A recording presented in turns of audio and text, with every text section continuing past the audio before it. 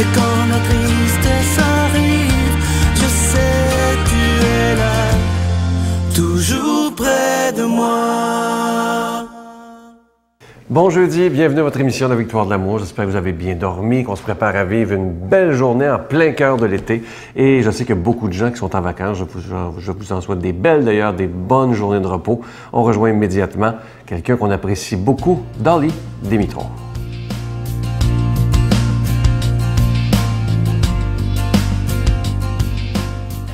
Bon matin, bonne journée. Enchantée d'être parmi vous encore. Le couple, un homme-sœur. Ah, que c'est pas facile d'être en relation. Mais, dans un premier temps, être en relation avec soi-même, imagine-toi donc, si on a la misère d'être en relation avec soi-même, oublie l'autre, là, ça va être incroyable.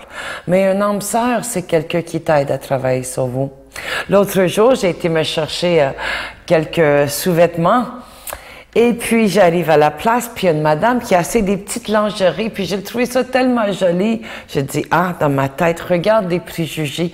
J'ai dit, à rencontrer un mec, puis là, elle veut y aller chercher des belles petites kits, et c'est normal, tu sais. So, on arrive les deux à la caisse à la même temps, et je dis, vous êtes nouveau amoureuse? Elle dit non. Elle dit, ça fait 30 ans que je suis avec mon amoureux. Oh! Ça fait « wow », je trouve ça tellement beau, puis encore, à mettre du piquant dans la relation, parce que ça en prend, hein. On parle pas de piquant à mitraillette, de tuer l'autre, là, avec le verbal ou dans les gestes. On parle de piquant comme la passion, dans des choses qu'on peut faire. Tu sais, elle, c'est elle, lui, c'est lui.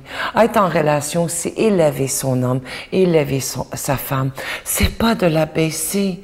Et chaque fois que vous parlez contre votre amoureux, vous êtes en train de t'abaisser parce que tu habites avec. Et pas juste ça, ça prend d'un malade de vivre avec un autre malade. Ça aussi, tu le dis tout le temps qu'il est malade, mais regarde-toi dans le miroir, s'il vous plaît. Élève-les. Regarde donc qu'est-ce que vous aimez de l'autre. Quand j'ai fait mes fins de semaine basées sur le couple et tout ça, je parle souvent, je dis, demande à eux d'amener une photo au début. Et là, je prends un papier, un crayon, puis je leur dis d'écrire. Pourquoi vous avez décidé de t'engager avec cette personne-là? Est-ce que vos souvenirs, est-ce que c'est à son sourire, la sécurité, le sentiment d'enthousiasme, l'intelligence, les yeux, ça peut être d'autres choses physiques aussi, qu'on n'en parlera pas, hein? Mais regarde donc qu'est-ce que vous aimez chez l'autre. L'individu en a une tendance à regarder le petit point noir au lieu de regarder le tableau. Au lieu de regarder qu'est-ce qui me touche chez cet individu. Ça n'a pas besoin d'être des feux d'artifice d'une relation. Ça n'a pas besoin d'être passionné. On peut être bien en amour avec un individu parce qu'on est confortable, parce qu'on se sent complice, parce qu'on a confiance, parce qu'on peut échanger. Non, on n'a pas tout à fait les mêmes valeurs. Ça, c'est pas la fin du monde. Mais il y en a une valeur. Moi, je suis une femme loyale à moi-même, à mon homme, puis à tous les femmes et les hommes sur cette terre. Être loyal, c'est juste avoir une conscience claire. Bonne journée, les amoureux. Notre Père qui es aux cieux, que ton nom soit sanctifié, que ton règne vienne, que ta volonté soit faite sur la terre comme au ciel. Donne-nous aujourd'hui notre pain de ce jour. Pardonne-nous nos offenses comme nous pardonnons à ceux qui nous ont offensés. Ne nous laisse pas entrer en tentation, mais délivre-nous du mal, car c'est à toi qu'appartient le règne, la puissance et la gloire pour les siècles des siècles. Amen. En ce mois de juillet, c'est un beau cadeau de la part de la Victoire de l'amour. C'est une belle exclusivité qu'on a fait faire sur mesure pour vous. Il s'agit d'un ictus. Un ictus, c'est le signe du poisson. C'était le premier signe des chrétiens il y a 2000 ans, après la résurrection de Jésus, parce que les croyants, à l'époque, devaient se cacher. Et le signe qu'il y avait, c'était un poisson. Donc, on savait que c'était des croyants, des chrétiens. Et un peu plus tard, et le signe des chrétiens, ça a été la croix. Alors, on a fait faire ce beau bijou en épinglette où on a les deux, le poisson et la croix incrustée. C'est plaqué or, c'est orné de zircon et évidemment, l'épinglette, elle est déjà Et béni, ça se donne vraiment bien en cadeau. Je vous rappelle que c'est avec un don de 25 $ et si vous en voulez deux, c'est avec un don de 40 $ parce que ça se donne vraiment bien en cadeau. Moi, je vous remercie de votre don spécial en ce mois de juillet parce que les mois derniers ont été très, très difficiles, mais j'ai confiance en vous, j'ai confiance en ce Jésus qui est le maître de l'impossible pour qu'on puisse passer à travers cet été, parce que l'été, c'est toujours plus difficile. Les gens sont en vacances, mais vous savez, les factures, eux, ils prennent jamais vacances, malheureusement. L'adresse, la Victoire de l'Amour, casier postal 120, succursale Boucherville à Boucherville, le J4B 5E6, je vous la redonne, la Victoire de l'Amour, casier postal 120, succursale Boucherville à Boucherville, le J4B 5E6. Également par téléphone, par carte de crédit, du lundi au jeudi pour la période estivale, de 8 h le matin à 5 h le soir, dans le 514-523-4433, 523-4433 ou sans frais, le 1-888-811-9291, 1-888-811-9291 et aussi sur notre site Internet que vous voyez à l'écran.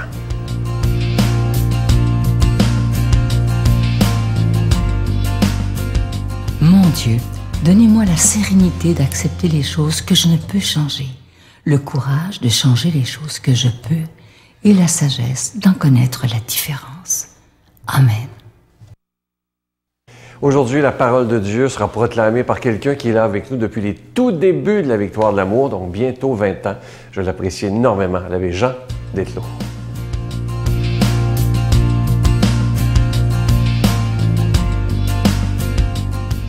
Bonjour, je vous fais lecture d'un texte de l'Évangile selon saint Matthieu.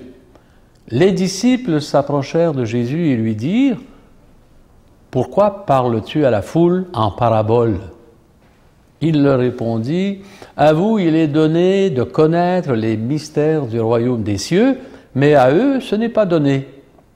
Celui qui a recevra encore, et il sera dans l'abondance, mais celui qui n'a rien, se fera enlever même ce qu'il a. Si je leur parle en parabole, c'est parce qu'ils regardent sans regarder, qu'ils écoutent sans écouter et sans comprendre. Ainsi s'accomplit pour eux la prophétie d'Isaïe. Vous aurez beau écouter, vous ne comprendrez pas. Vous aurez beau regarder, vous ne verrez pas. Le cœur de ce peuple s'est alourdi. Ils sont devenus durs d'oreilles, ils se sont bouchés les yeux pour que leurs yeux ne voient pas, que leurs oreilles n'entendent pas, que leur cœur ne comprenne pas et qu'ils ne se convertissent pas.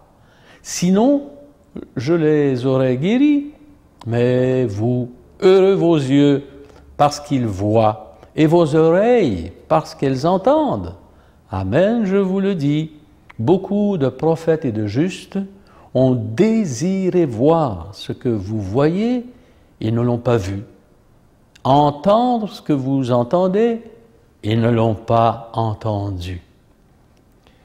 Cette parole s'adresse évidemment à des gens qui ne veulent rien savoir de sa prédication, de sa parole, de son message, et même des signes magnifiques qu'il donne par ses guérisons, et la multiplication des pains, tout le reste. On ne veut rien savoir. Est-ce que ça vous arrive dans la vie d'avoir ces réactions comme ça? Par exemple, il y a des gens qui sont maniaques du sport. Il n'y a que ça qui compte. Le golf. On dit qu'il y a des veuves du hockey comme il y a des veuves du golf, mais le golf, c'est un sport qui se pratique à l'été avec beaucoup d'agréments, en couple, en famille. Mais il y a des maniaques du jazz, il y a des maniaques de la musique classique. Et chacun a ses, ses passions qui l'amènent à exclure les autres. Alors, il y a des gens qui ne veulent plus rien savoir de l'Église. T'as beau leur dire, ben oui, mais regarde, c'est beau l'Évangile, il y a des belles formules, il y a des paroles qui nous aident, Dieu est là pour nous, pour notre bien, et c'est terminé, je ne veux rien entendre. Quand on a la surdité, c'est pas un problème seulement physique, c'est un problème psychologique ou aussi moral. Quand on ne veut rien savoir de quelqu'un, quand on l'exclut de notre vie, on ne veut pas l'entendre. On n'a aucune oreille pour lui, pour elle. Et de temps en temps, on se bute à des situations complètement bloqués chez des personnes, dans tous les domaines, dans le domaine affectif, dans un couple, dans une famille, des enfants avec les parents. On ne veut plus rien savoir. Des chicanes de famille qui sont associées à ce refus de s'ouvrir à la souffrance de l'autre ou à sa parole, à son explication. Quelqu'un me disait récemment, n'essaie pas d'enseigner à parler à un éléphant. 1, tu vas perdre ton temps. 2, tu vas finir par l'irriter. Peut-être qu'à un moment ou l'autre, il va se retourner contre toi. Et puis, tu lui fais perdre aussi son temps. Il y a des gens qui sont un peu comme ça. On a beau essayer de les aider à changer de mentalité, de changer de manière de vivre, il n'y a rien à faire. Et devant cette impuissance, il faut se tourner vers celui qui peut nous permettre d'espérer qu'il y a du changement qui se fasse à l'intérieur du cœur. Parce que quand Jésus dit « Mais vous, heureux êtes-vous parce que vous avez en vous le désir de changer ». C'est ce désir qui est en nous qui fait la différence. Si on est bloqué sur soi, coincé dans sa certitude, ses habitudes, ses traditions, on répète les mêmes choses puis on ne réfléchit pas. Si on manque de cette ouverture, on n'est plus libre, on est prisonnier d'une façon de penser qui nous détruit à la limite. Enfin, la conversion du cœur, dans l'Évangile, c'est une libération. Ça nous libère de nos petites prisons intérieures, de nos fermetures sur nous-mêmes. Ça nous libère le cœur. Et on peut penser que Dieu veut qu'on ne rate pas l'occasion d'être bien heureux, d'être heureux.